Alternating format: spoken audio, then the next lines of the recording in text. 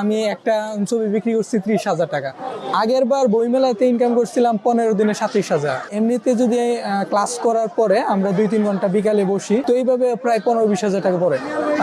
আমার লাইফে যে অভাব কি জিনিস আমাকে কোনো সময় আমার ফ্যামিলি বুঝতে দেয় নাই, কিন্তু যখন আমি এসএসসি পাস করি খুবই বাজে একটা রেজাল্ট নিয়ে, তখন আমি বুঝতে পারলাম যে আসলে আমার ফ্যামিলির আর্থিক অবস্থা এতটা ভালো না।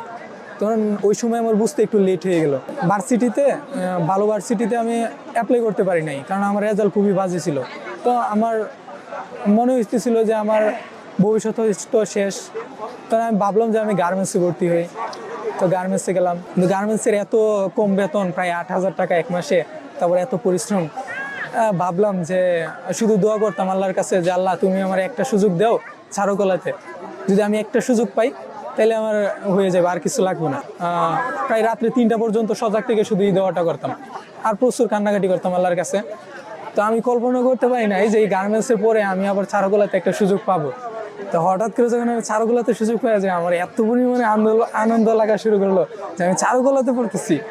সবাই বলতেছিল যে ঢাকা থেকে পড়াশোনা করাটা খুবই ব্যয়বহুল, হয়তো আমার নিজের খরচ চালানো সম্ভব না।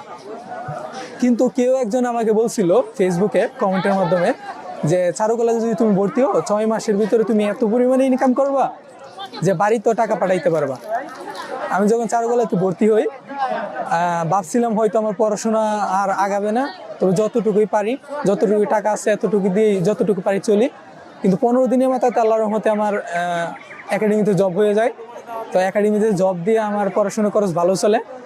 তারপরে আমি পোর্ট্রেট করে তো আমার আরও ভালো ইনকাম, আমি বাড়িতেও কিছু পাঠাইতে পারি। আমার একটা ছবি ছিল এক্সিবিশনের জন্য, কিন্তু আন্দোলনের কারণে এক্সিবিশনটা হয় নাই।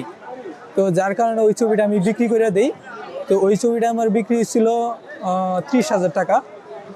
আর একটা ছবি আঁকছিলাম, ওইটা প্রায় আমার প্রাইস রাখছিলাম যে 20,000 টাকা বিক্রি করব।